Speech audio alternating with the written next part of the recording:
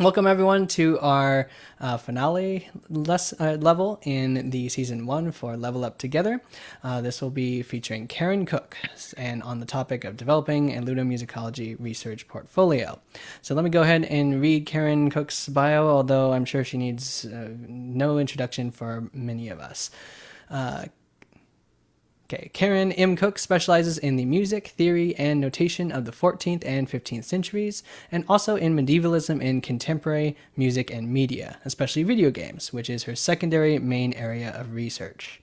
She has presented her work at numerous national and international conferences, including the annual meetings of the American Musicological Society and the Society for Music Theory, the annual Medieval Renaissance Music Conference, the International Congress on Medieval Studies at Kalamazoo, the 2015 Conference on Philippe de Vitry, and the North American Conference on Video Game Music, for which she sits on the planning committee. She's on the advisory board for the Ars Antiqua Online, a digital edition of 13th century polyphony, and an executive committee member for the Society for the Study of Sound and Music in Games. And she recently became associate editor for the Journal of Sound and Music in Games. She also regularly streams with the Ludomusicology stream team on Thursday nights on Twitch. In addition, she is a singer and performer of both early and contemporary music, and is routinely on the faculty and staff of Amherst Early Music, the largest presenter of early music workshops in North America. So we'll go about 40 minutes from Karen, I think landing us right at about 15 after 3, and then we'll open it up for a Q&A for a good healthy 30-ish minutes or so. So let's give a firm welcome to Karen Cook. Hi, folks. I can't see everybody, but I trust that you are all there. So I guess it's over to me at this point, which is great. I am here to talk about developing a research portfolio, but in conversation with Thomas and setting up for today, we were sort of talking about just the generalities of applying to jobs, to being on the job market with a specialty or an emphasis in video game scholarship, video game music scholarship somehow, how to maybe better integrate it into your existing position if you already have one.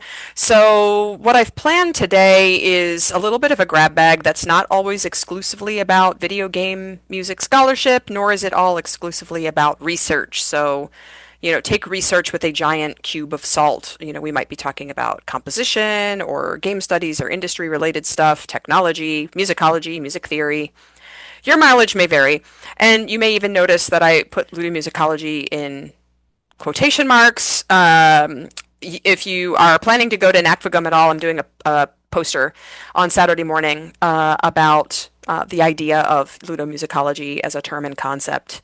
And as a field, and sort of questioning how we apply this word. So you might also hear me talk a lot about just video game audio or video game music scholarship, whatever that might mean to you.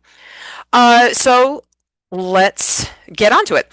It is really hard to talk about the job market. The job market is perilous, and I do not want to give anybody the impression that I have any secrets. I don't have the magic wand or key or anything to help anybody out on the job market.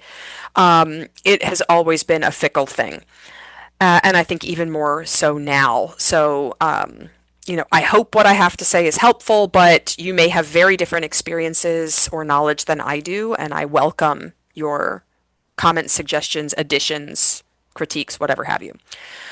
So I'll do my best, right?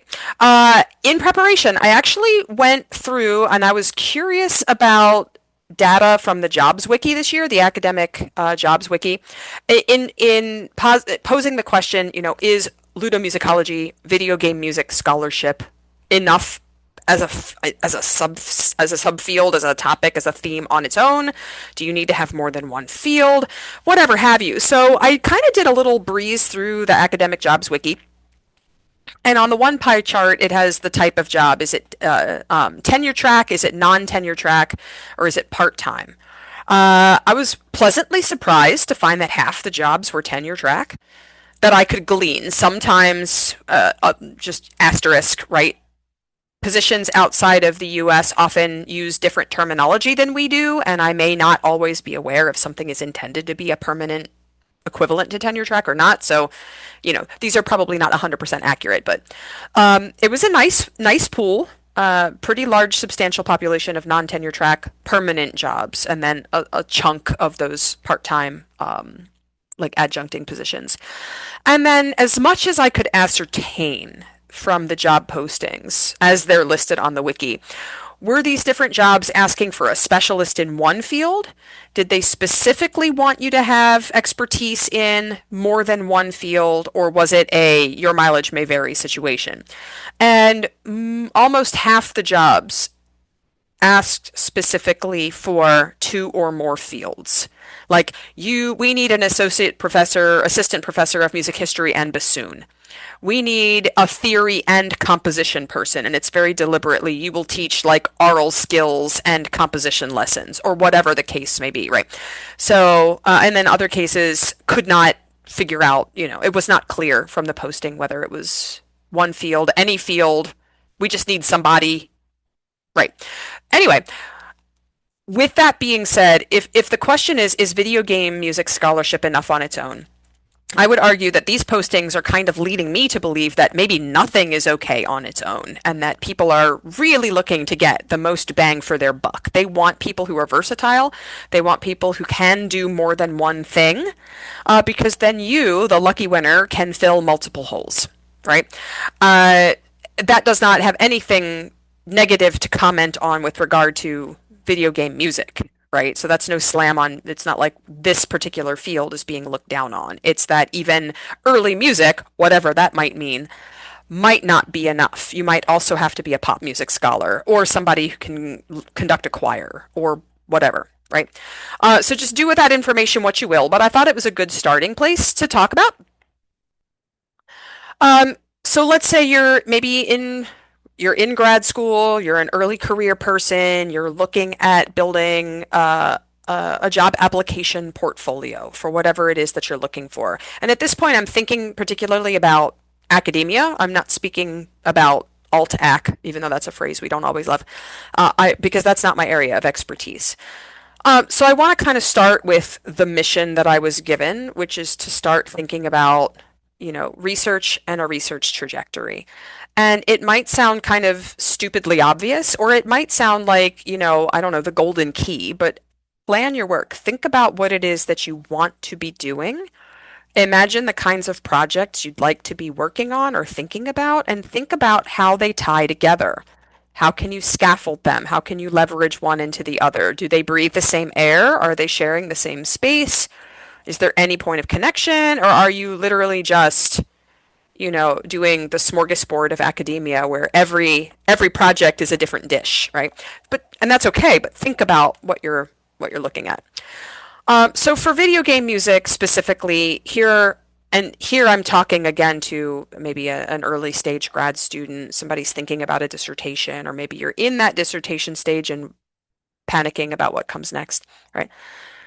Think about all the different ways you can approach game audio as a musicologist, and that engenders thousands of approaches, right?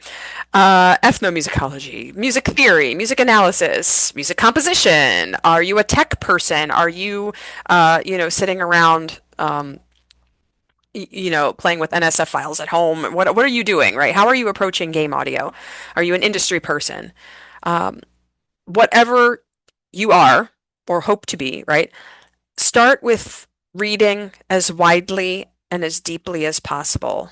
We're still a small enough field. By this, I mean video game music scholarship and audio scholarship. We're still a small enough field that it does not take a huge amount of time to get really well versed in the literature. Do that. I highly recommend doing that. But then also start to think about becoming widely read in games scholarship writ large outside of audio. Be thinking about the cultural contexts of the works that you're looking at. If you're involved in a certain kind of video game, you think about the contexts and geographical locations in which they are made. Think about the languages you might need to be more deeply involved in that work.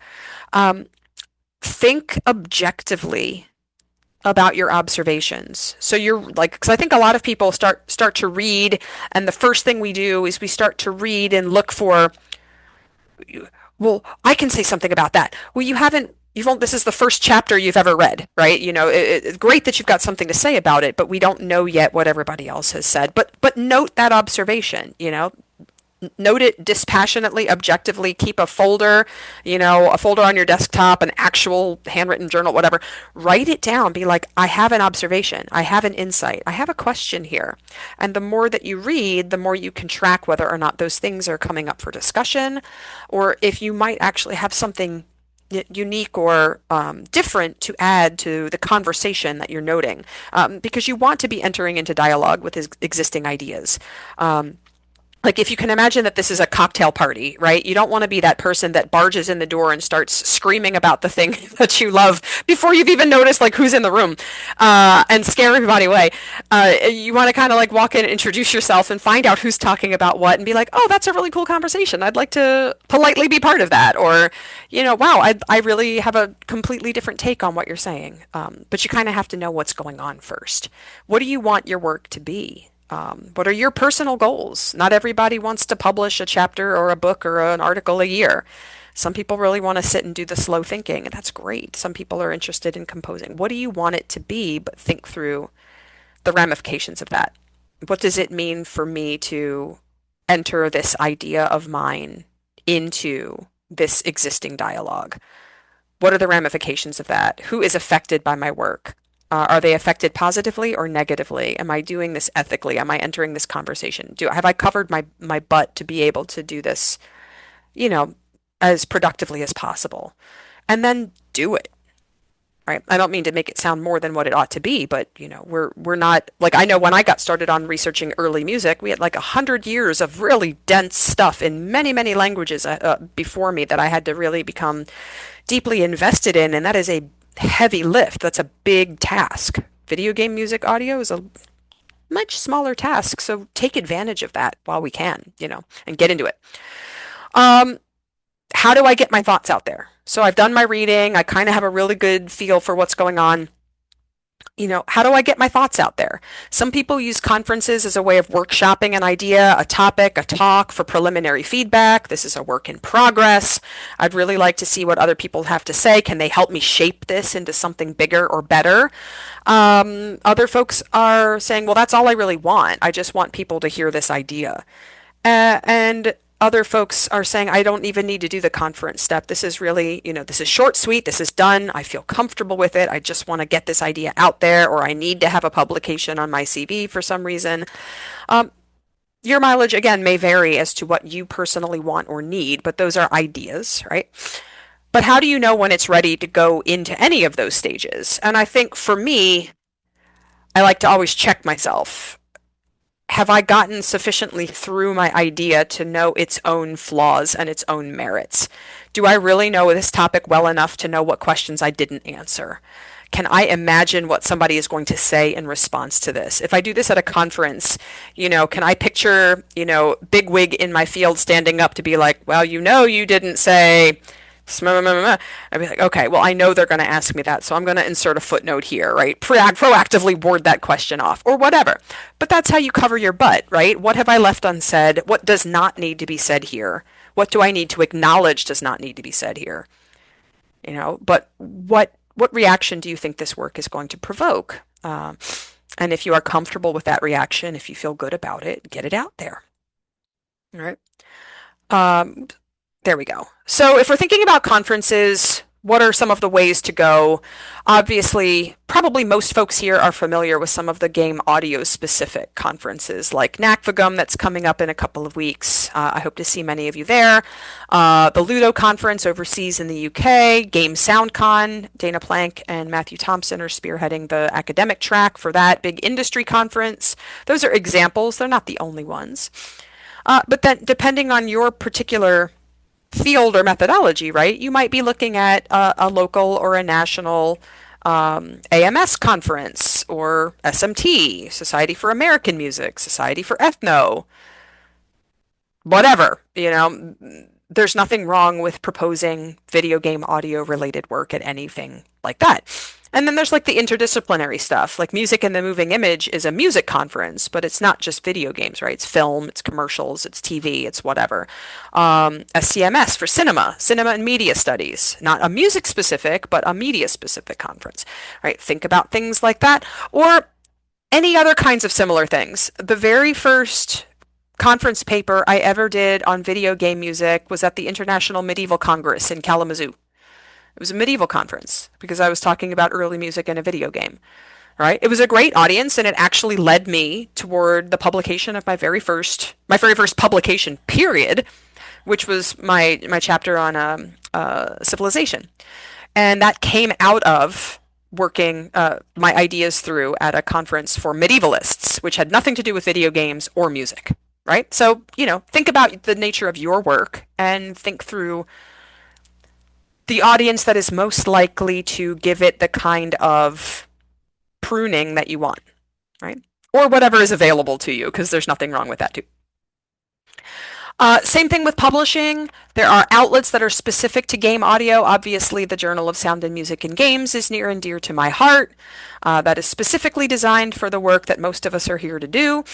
Again, things that are more specific to your field, journals that are popular amongst musicologists or music theorists or whatever. Music Theory Online was a great venue for me to publish in, and many video game audio articles have been published in MTO specifically because since it's an online media-friendly journal, it allows you to embed audio and video, which is really, really handy when you're trying to make a case about something that you are analyzing in audio and video, right? So something like that is a really great place to look. There are other online-only journals. Game Studies is one. Game-specific journals that have published a lot of music-related topics in the past. And again, those interdisciplinary outlets, journals like Music and the Moving Image, Music, Sound and the Moving Image, two different things. And plenty of public scholarship. There are, by this point, really well-founded, well-thought-of blog series, like Musicology Now through AMS, something like that. Or for me, again, going back to medieval studies, the Public Medievalist is a great place. Sounding Out. Yeah, I'm in the chat, exactly. Mammy now has the ability to have video examples, something like that. You have to think through what your particular publication's needs are. If you need that to make your case, it might skew you in a particular direction, right? But many arguments can be made just in writing alone. So you kind of have to think through what the needs are for your particular work, and that might shunt you in a direction with a publication. I will say this now, and I'm going to say it many times throughout the presentation. If you're not sure what to do and you don't have like an advisor, if you're a grad student and you don't have an advisor in your field, or if you're just kind of like thinking through the whatever's the ramifications of making a choice, one or the other, come ask people in the Ludo Discord. What do you think would be a good venue for X topic? I'm really thinking about shaping it up. It's about 6,000 words. It's about 20,000 words. It's about, 10 volumes long, whatever the case may be. And, people will chat with you about it for sure. Stepping away from research for a moment and thinking about teaching, again, like if you're a grad student and you're thinking about making yourself marketable toward the job market, what are some things that people might be looking for? Obviously, teaching is a major ask on the job market and often a major part of the eventual job, right? So if you're still currently in grad school, take advantage of any opportunity you have to get some teaching experience. If you are a TA, great. Wonderful. See if that professor will let you teach a class or two. Supervised, observed. Let them give you formal feedback. Invite other people to come and observe you and give formal feedback. Have them write that up for you if they're willing.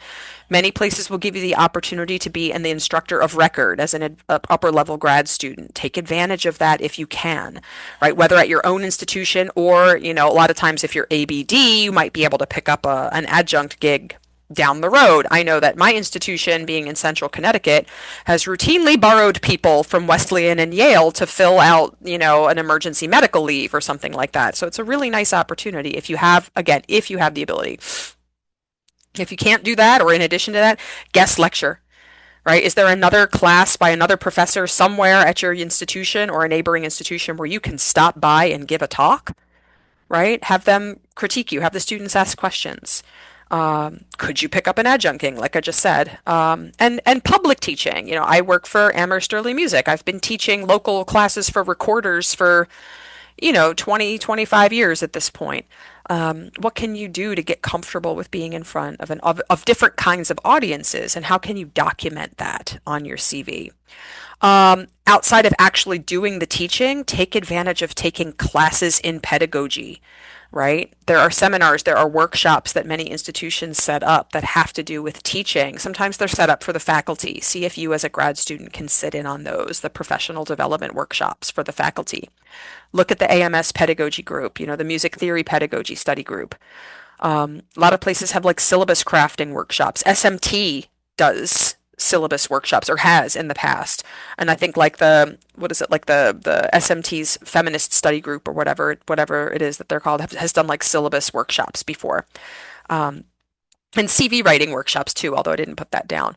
And if you can, when you get comfortable, record yourself teaching, because some places do ask for a video, and it stinks to be like this close to getting ready to send in a great application for a teaching position and realize that you do not have something that they're asking you for, and there's no chance left to get it. Like just do yourself a favor and set some of this stuff up in advance. You might never need it, but if you do, there you go. And if you do it early enough in advance, you can go through the video and clean it up if there's anything you need to, fix, like audio that gets garbled or whatever have you. Put in subtitles, make yourself look great. Service. That's kind of a big ask for a grad student. That's more of like I'm already an established faculty member and I'm being asked about service. But here are some ideas for students. Attend conferences, become known there, but then you can maybe get on the list to volunteer. Like AMS, I don't know if they're still doing it, but AMS for the long time would give reduced rates and a stipend or whatever have you for volunteers to help run the annual conference. And you can put that on your CV as service. If you are far enough in your work that you are a known person who kind of has especially if you have a special view on something that is kind of unique amongst scholars, you might be tapped to do a peer review for a journal. We know you're working on your dissertation. We saw you present at this conference once or twice on this topic. Somebody's written about that. Can you give it a look for us? Right, that's great. Give public performances if you're a performer or a composer. Give public talks if you're a theorist or a musicologist. Peer up with your local public library, right? Give a talk on video game music. Hold a workshop. Do something like that. Coach an ensemble. Set up a video game scholarship reading group with your peers, right? Anything like that shows leadership and initiative, that creates a thing that was not there before, that benefits the society and the community you're in. Connect with other student groups, esports clubs, anything that you can do. A lot of schools now have some sort of like video game club or a game dev club or whatever have you. And network. That's not quite service, but it is connecting to the field, right? Get on the Ludo Discord. If you're not there, there's a link. It's good for a week. Come see us on Twitch. I stream with Julianne, who's in the chat. I stream with Dana Plank, Ryan Thompson, and a host of, guest scholars every Thursday, 7 to 9 p.m. And we sit and we, shoot the breeze and talk about scholarship. And it's a great place to get to know a lot of people in the field. No pressure, though. A lot of us are also hanging out in the Discord. Join SSSMG if you haven't already. I think if you sign up for it, which is free, you're automatically opted into the newsletter, right? And that's a great way of getting notifications about recent publications that you might want to know about, but also calls for papers. Right? How do I find out what's even, being published right now? Who's looking for me? I saw that call for papers and I haven't thought about that topic, but now I really want to work on it. That's a great way. The AMS listserv is a can of worms at the moment, but other societies have functioning listservs that you can also get on. And social media is a great place. It's a terrible place, but it can also be a good place to find out about stuff. More on that in a bit. What about outside academia, the alt-ac stuff? Again, it's just not my specialty. I do not have the wherewithal to be able to direct you to how to apply for a job in the industry or how to look for games that leverage knowledge of game coding, console coding, or whatever else. That's just not my area of expertise, but I do highly recommend finding the people that can give you that advice and find it early on because there is absolutely nothing wrong with moving outside of academia in your career and continuing to be part of the field in your everyday life, right? Aside from that. So, just want to insert that there. Speaking about jobs, though, not everybody in the chat might be familiar with all of the nuances of the different kinds of establishments that academia can have. So some options that you might find hiring would be like an R1 heavy research, you know, upper level university, like your Ivies, like a 4-year undergrad liberal arts college is a very different can of worms. A conservatory is a very different situation. A community college is a very different situation. They're all going to have very different wants and needs, and who they are and what they're looking for is going to require a lot of different work from you if you're looking for a job in one of those places specifically, or in the application that you create for them. If you're on the job market for anything that will hire me, how do I tailor to these different kinds of institutions, right? Obviously, there's lots of different ways of being involved in game audio, right? So any number of these fields might be looking for a you, depending on who you might be, right? Um, but in what capacity? Again, we already kind of talked about tenure track, non-tenure track. You might see terms on the job wiki like visiting assistant professor, visiting associate professor, visiting lecturer, whatever, visiting teaching fellow, right? And those are usually like a 1, 2, 3 year position that are not meant to be permanent, but they want somebody who's going to basically do a full-time load while maybe somebody prepares for a search, but the job is basically the same. A permanent lecturer is somebody who's going to be hired forever and ever, amen, but there is not necessarily going to be that same chance of tenure and promotion, or maybe you would have promotions but not tenure. A clinical appointment is often for somebody who's in a more practical field, like you'll see those posted for performers or conductors sometimes. Somebody who's going to be working in a studio.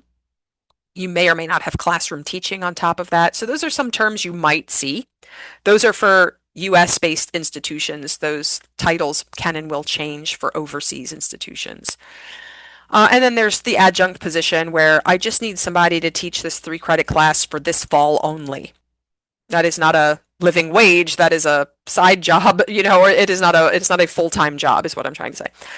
And then you might see research or teaching fellows or a fellow in composition, a fellow in choral conducting or whatever have you. And that's usually a special full or part-time temporary position that's created often for like a somebody who's right about to graduate to give you like a year or two post-grad experience. Yeah. So that's just some of the lingo that you might experience if and when you decide to be on the job market in academia. So thinking about actually doing this stuff, right? So let's say you are just about to finish grad school, you're just coming out of it, you've just finished. How do I actually do everything I just talked about? First things first, the best dissertation is the one that is finished.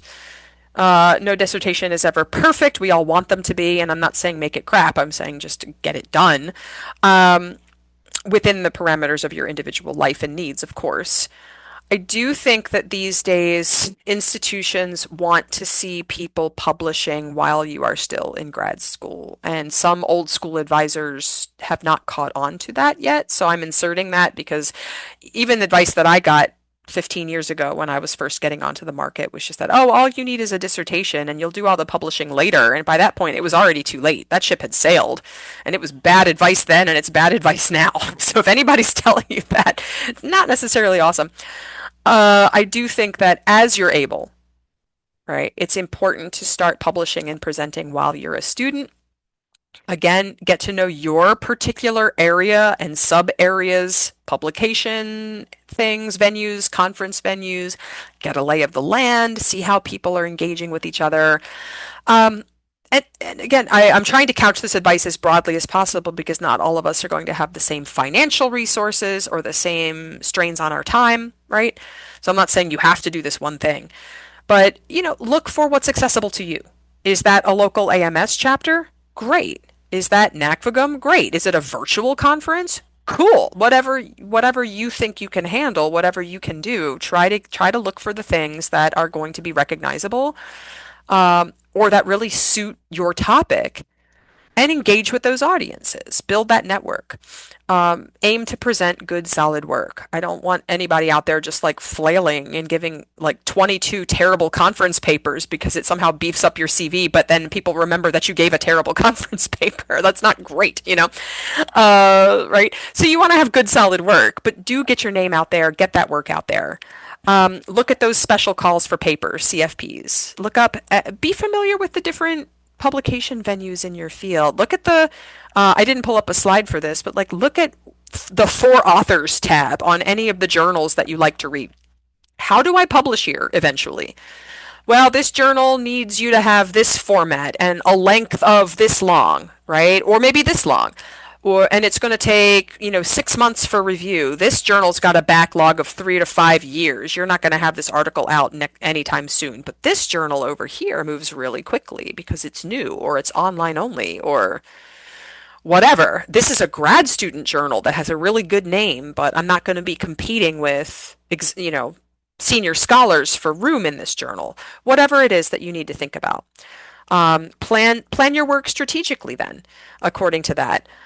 Think about whether your work would be a good fit for an actual journal, a special issue of a journal. Is there a book series coming out, or like a book that's coming out where we're soliciting ideas for chapters, public blogs?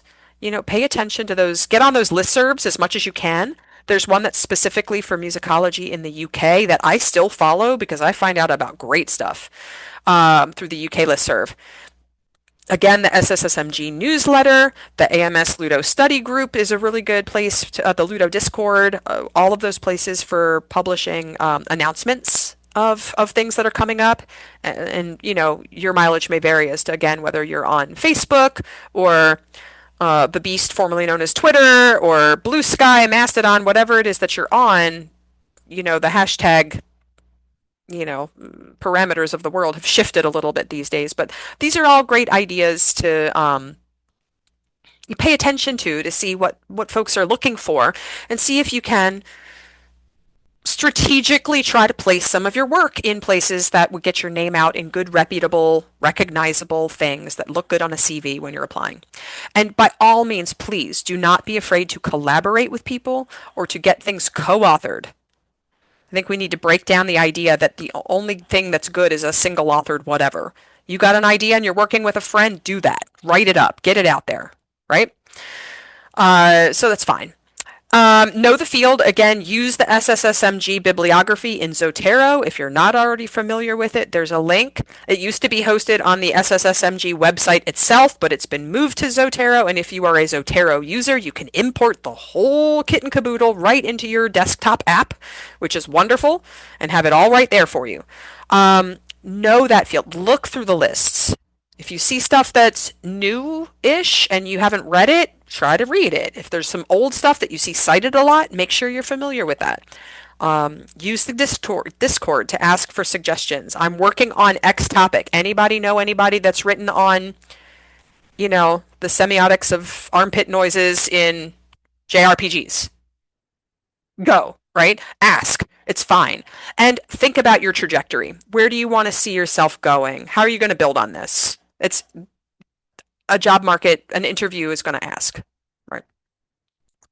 Teaching, again, get as much teaching experience as you can. Look for possibilities at your own schools, neighboring schools. Get those teaching demos on video.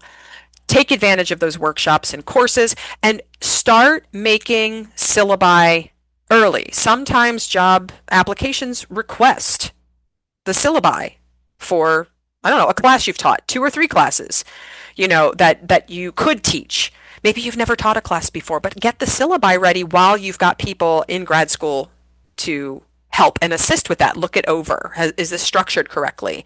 What am I missing here? What's not accessible? And these on it, everything still goes to people who are already entrenched in an academic position and maybe are looking to move on or whatever have you. And work with your current faculty or staff to craft a strong teaching philosophy statement.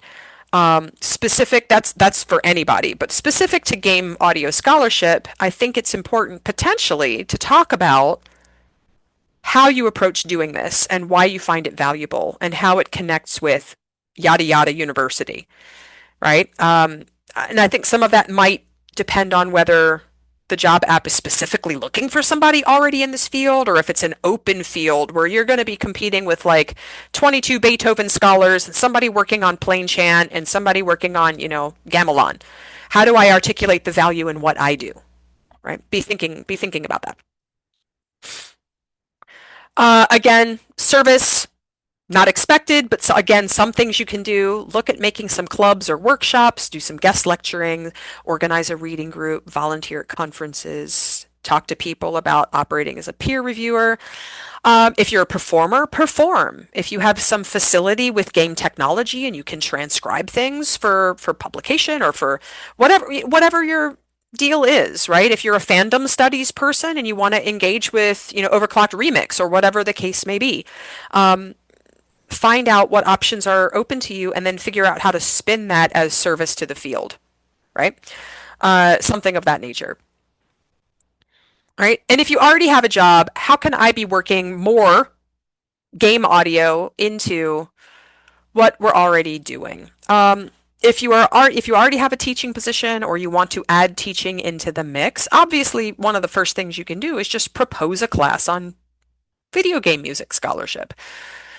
You have options here. You can do a full semester class, a 3-credit class, or whatever metric your university uses. But don't forget that you might, at particular institutions, have the ability to do a little winter term class, a 5-day class, a week-long class, 2-week class, a summer term class.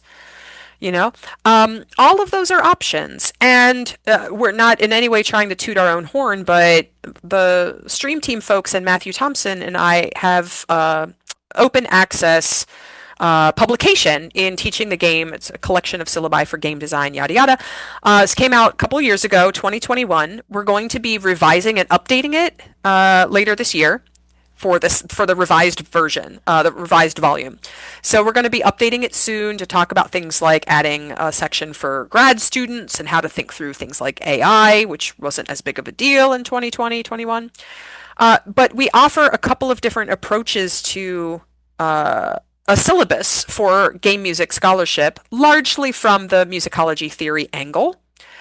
And anybody is welcome to use that, adapt them, ignore them, whatever the case may be. The link is right there. So that's a great way of running, getting something into your curriculum, even if it's just a one-off, and see how the students and your colleagues respond to it, right? If you're not quite ready to run a full course, or if your administration won't permit that for whatever reason, run a workshop, right? A 1-day study day on video game music scholarship, a fun Friday in March or whatever the heck, right? Make it a morning session where I just want to talk to you about what's out there in video game audio writ large and how people are thinking through it. Make it a fun study day, a workshop day. Do one for the public. Right? We have a community division here for children and adults alike in the community. That would be an option whereby I could create a video game day right through them and have a Saturday morning where everybody could just sign up. Do it through like the public library system again, where there's often a lecture series, or for any sort of like adult ed community near you. My institution has a thing called the President's College, which is adult ed for community members. Classes run like 2 or 3 weeks, 4 weeks. Once a week, people come in for, a couple weeks and learn about a topic. I'm doing one right now on music and politics, and it's a blast. And they might be interested in having me do something on video game music next time. You could coordinate like a study day or a lecture event with invited speakers and invite campus community members to that. Or again, try to get the students and faculty or staff involved in a game audio club of some nature where maybe, again, if you're not quite sure or if the administration's not quite sure that a full class would run, there'd be enough interest, that's a way of demonstrating or gauging interest. Same thing with research. If you're already at an institution, then they're going to be telling you what counts as research in a lot of ways. And so, again, depending on the type of institution you're at, different things might count, right? For some of us, what we do streaming on Twitch counts as research or counts as service to the field. In other cases, if I were at Yale or Harvard, it would not count for anything. But public-facing scholarship, writing for, a very well-known public blog, like the AMS Pedagogy Study Group has a publication that's a blog. It's an actual journal, but it's more of a blog thing. Does that count, right? Or for your metric, can you only publish in music theory spectrum and nothing else, right? So your institution may have some say in what counts as research for you. But regardless, take that information and run with it. Consider, again, presenting at some of these different conference venues that I've mentioned or showcasing your work in these other contexts. Consider publishing in the resources that we've talked about that are specific to game audio. And if you have an idea for something and you want to collaborate with some folks on something that you think would be really neat, propose a special issue to the Journal of Sound and Music and Games, or reach out to something like the Rutledge Screen and Media Series and be like, I've got a great idea for an edited collection that I'd love to send out a call for. Would you be interested in proposing a volume?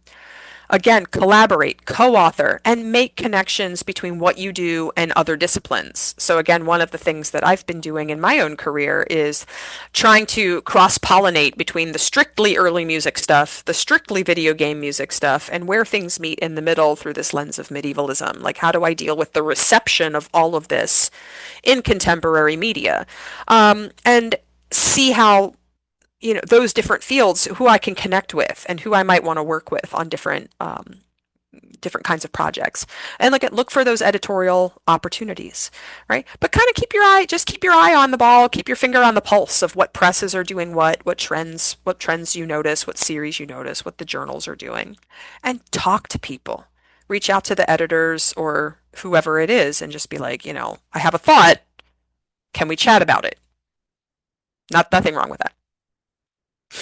And again, whatever institution you're at is going to have some design on what counts as service for you, but sponsoring student clubs, leading those workshops, hosting conferences, but also think about curricular innovation, because sometimes that can count as service, not just creating a one-off course that can count. But is there enough interest at your institution to create a minor or an emphasis or a certificate? Maybe not specifically in video game audio, but maybe in game studies. Could I network with colleagues in, say, computer science or communications or film studies or, whatever the case may be, education, to talk about how we might all have different coursework that could pair nicely for a game studies certificate or a game studies minor. And oftentimes that kind of curricular design counts as service to the school. Might also count as service to the field. You might even get a course release for it. So think about it. And then think about what kinds of off-campus organizations are open to you.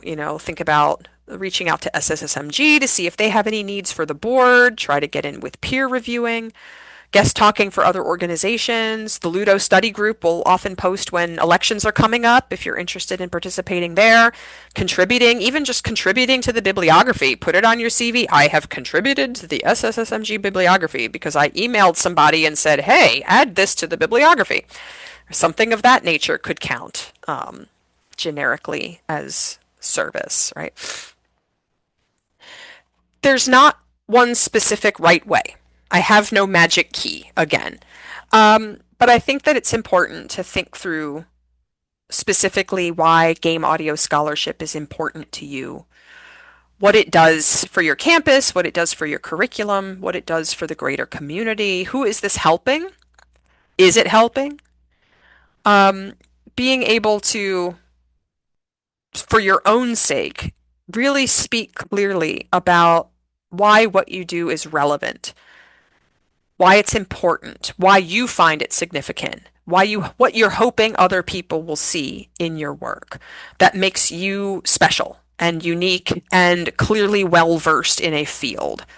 Um, Knowing how your work connects with other people and thinking carefully about where you want your work to go. You don't have to know everything, right? Your ideas are going to shift. I hope they shift. I think it would be terrible if somebody sat down and said, I'm going to do this thing for the next 5 years and then never change their mind on anything, right? That would be egregious, right? But think about how you want to plan. I'm speaking now very off the cuff as somebody who has sat on hiring committees and looked at applications. And I think a lot of times the ones that strike me as strongest are the ones that come from what you can perceive to be a really honest place of knowing yourself and knowing what your work is. I think sometimes people get caught up in fanciness and trying to sound important rather than just saying, this is what I do. And here's why it matters. This is significant. Not everybody will have had the same experiences that I have had, but I have definitely gotten pushback in scholarly communities for doing work on video games. 100%. And part of that just has to do with the unique perils of having started in early music in a very specific field and went over here and did this thing that on its surface looks completely different and separate. Now, in some places, it's normal and natural and expected for you to do that. Like if you're in Germany and you have to do a habilitation, like right, you've got your PhD topic and you've got your second field over here, and you got to do the thing, right? But in the U.S., that's not particularly that's not emphasized, right? So for me to be looking at, I'm a 14th century music notation specialist, and this is what I do, and this is who I am. And by the way, I wrote this chapter on Sid Meier's Civilization, and people were like, what? And it was very startling to see that reaction. And I remember one of the biggest wigs in my field saw me present at an early music conference on a video game topic that had early music in it from this perspective of medievalism and reception history, which is a totally valid field, by the way. And I got the glasses down on the tip of the nose and the eyes looking over. Oh, you've gone to the dark side. And I was just like, we're in the hallway in front of like 42 people, and you're calling me out for going to the dark side. Um, you know, and it was quite shocking, but a lot of people I felt were kind of looking at me askance with the eyebrow after that. And because the nature of the beast is such that for a long time, video game music work has been easier for me to do more quickly than early music work, which requires a lot more time and depth, right? My publication record shows a lot more on video game music scholarship, and so I definitely have had a lot of early music folks kind of like walk away, or be like, "Oh, well, she's not interested in what we're doing anymore," or "Oh, she's one of them, she's fallen off the cliff. We're not going to get her back." So I do keep up on the early music stuff, but it is hard. It is challenging to navigate two fields. But the point is that I'm trying to make is that I have definitely gotten pushback, and that pushback still exists. And so I think it's super important for all of us to be thinking about how we are couching this work, and not like a lot of us, we got into it because it's fun. It's enjoyable. I like what I do. This is great. And we're a nice, warm, welcoming community. Please help keep it that way, right? It's a wonderful community to be in. And so it feels like a good place. But at the same time, I do think that we all have to kind of think through, well, I'm not just doing scholarship for fun. Not that there's anything wrong with that, but is there something deeper to it? Is there something more meaningful that I'm trying to communicate? For me, when I'm thinking of my work in that vein, and not all of my video game music fits this vein, but when I'm thinking about music in that vein, I'm looking at it from the perspective of, medieval reception history is really important right now because of how often the medieval gets co-opted. It's such a like omnipresence in our modern media, and the ways in which the medieval is used is not always for the cause of good. And even when perhaps it's neutral, some of the stereotypes that are being disseminated musically, in particular, um, are actually kind of nefarious. And if we don't talk about it, we're perpetuating those things, right? It's incredibly important to do the kind of work that I try to do and that other people try to do in that vein because of how it fits into the greater, political sphere that we're in right now. That's the kind of value I try to articulate in my work, and it might be useful depending on what you're trying to do to kind of strike it home as to what, you're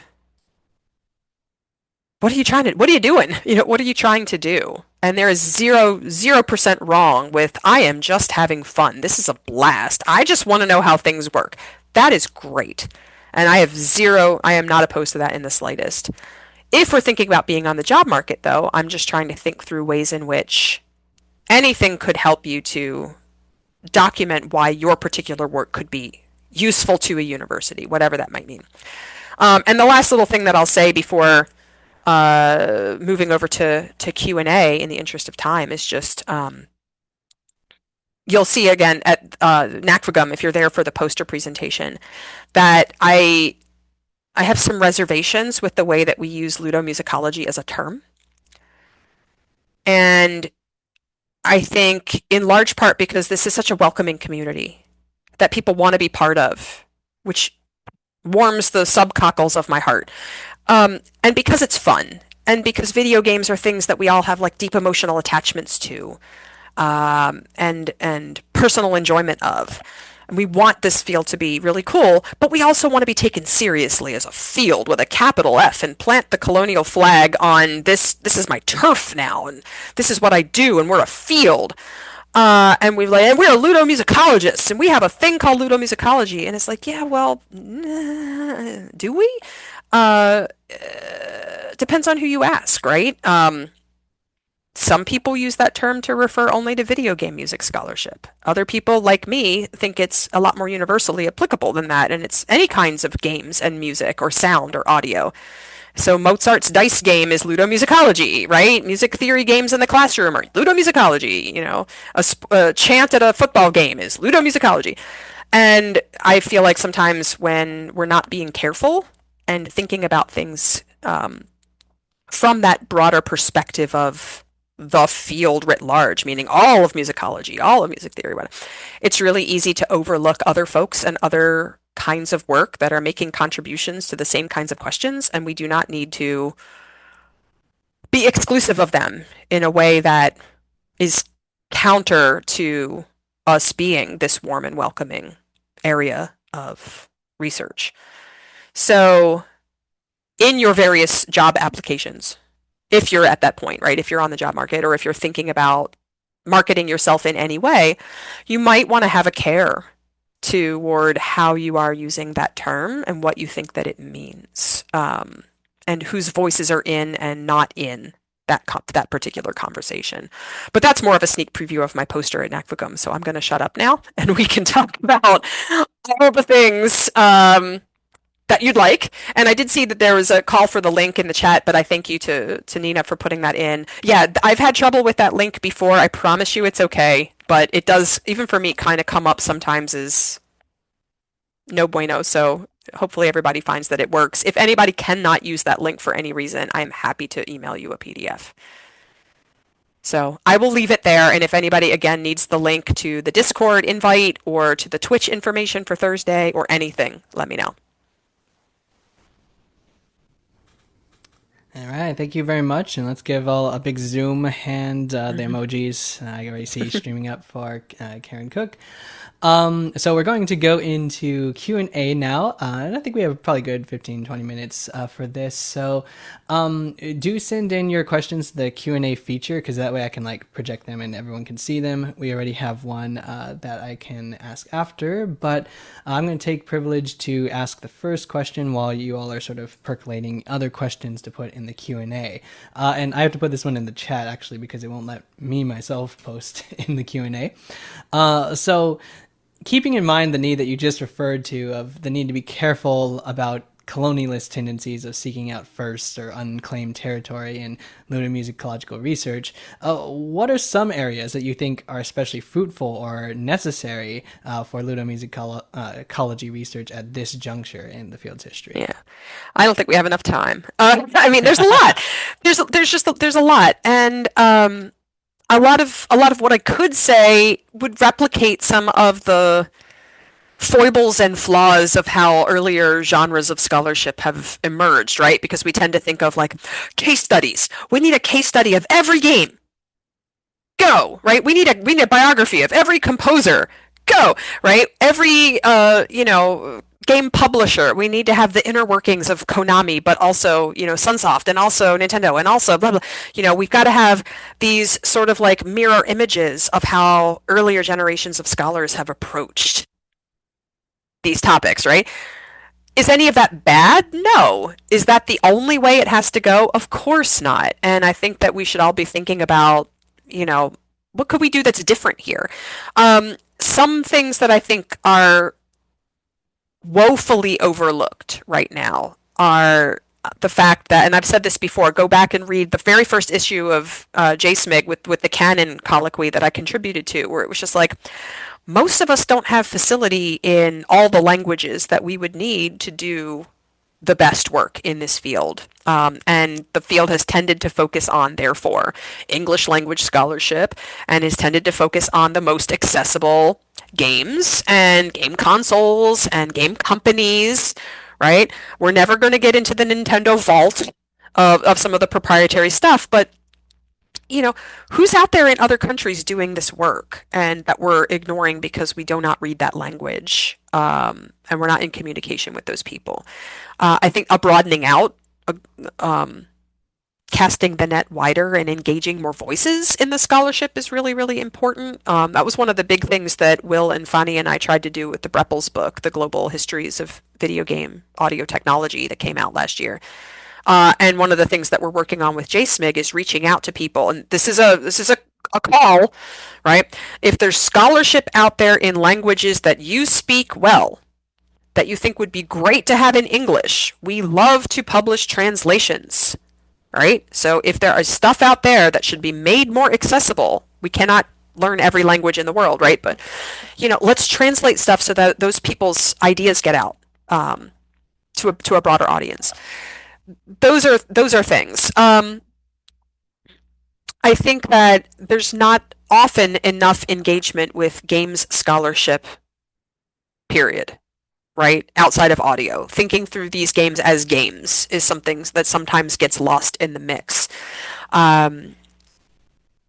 There's often not, and I'm thinking of my own personal flaws as a scholar, right? I don't always know the coding and the inner workings of the consoles I'm talking about, the games I'm talking about, and I'm talking about the audio, and a lot of us do this as though it's like a traditional Western score. We should probably know more about the technology, right? Things of that nature. So it's less more like, how do I keep branching out down there and like rein it back in, and let's really think about what else we might need here to do what we're already doing better. But those are the things that kind of come to the forefront, but also just acknowledging kind of like the lesser knowns, right? We're fortunate not to have like 8,000 publications on Super Mario Brothers, but it could easily be that, right? But what else is happening out there that's unique and interesting? And how do we think through it from different perspectives? We've got great work out there in gender and sexuality. We've got great work out there in race and ethnicity. We've got great work out there in disability studies. what else? That's what I'm thinking about. All I'm sure right. there's more. Yeah, thank you very much. Nina, would you like to unmute and ask your question? Sure. Sorry, I was just trying to bring it up. Okay. So guys, I asked this like at the beginning. So yeah, like you, I didn't begin in Ludomusicology. I was, I'm older, so I started in more traditional, like I was doing opera stuff.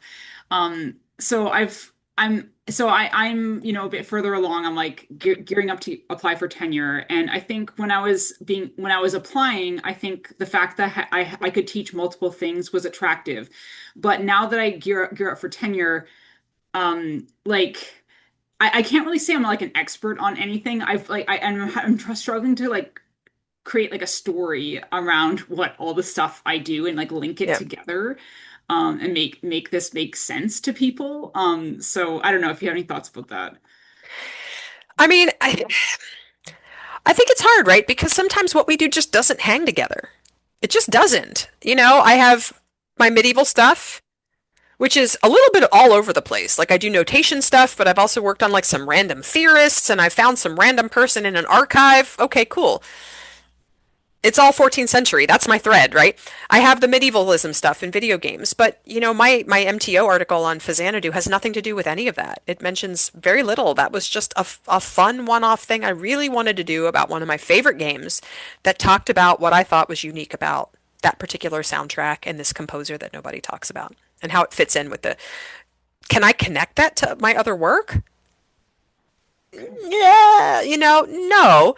So I don't think everything we do has to be part of some larger narrative. It's okay to have fun, and it's okay to do things that interest and stimulate us. But maybe that's the thing that we talk about then, is yourself as a curious person and where your various interests are taking you and how you make sense of that yourself and how you juggle different fields. I'm just a quintessentially curious person and I want to do all the things that I want to do, but I don't want to be forced to put them all in one box somehow, if that makes Mhm. sense. So, I hope that was clear in what I was saying earlier, but yeah, you're right. Sometimes it's really hard. Yeah, thanks so much. All right, we have a question. I'll go ahead and read this one out because it's anonymous. Are there journals for Ludo in other languages? How do we go about finding those things, or any other insight you have on this would be appreciated. Yeah, there are. I don't have a comprehensive list, and that's honestly something that we should be creating, like as a post on the SSSMG website or something.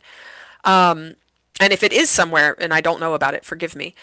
But I know that there are a number of journals down in South America. Like there's the Ludum presence in Chile, and you've got folks working down there in Argentina and Brazil, where there are journals down there. I know because I'm working on a couple of translations from things that have been published in them, but they might not have been on my radar otherwise. I know that there are journals and publications in Germany. Melanie Fritsch is a great resource for that. She's our keynote speaker for NACFIGM this year. Um, there are journals in Norway, Sweden, some things up north there. Although sometimes some of the journals that are running in other Western European countries do publish in multiple languages, so you might be able to publish in English. There's stuff in Spain, and it's often not video game music specific, right? So like the first translation that I did for JSMG came out of Anuario Musical, which is just a musicological journal, in Spain. Not exclusive to video game music, but that's where this particular excuse me, article had been published. Um, it is kind of challenging to figure out where all the things are. So I think actually making kind of like a good working list of what to keep your eyes on would be really good. Um, One of the reasons I like the Musicology All listserv in the UK is because they often sort of pick up on some of these things that are being published in Western Europe that maybe we don't hear about in the States. And yes, certainly Canada. Dominic would know about things in French specifically. Stephanie Lind as well. Um, it's not a specific answer to your question, but it's a good place to start. Excuse me.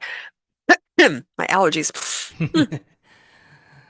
Yes, and I'm keeping an eye out for more questions as they come in. So please, again, feel free to submit some. We'll kind of maybe call this like the last call as far as the kitchen being open goes. I'll ask another one to kind of churn for some time here while maybe some folks submit a question.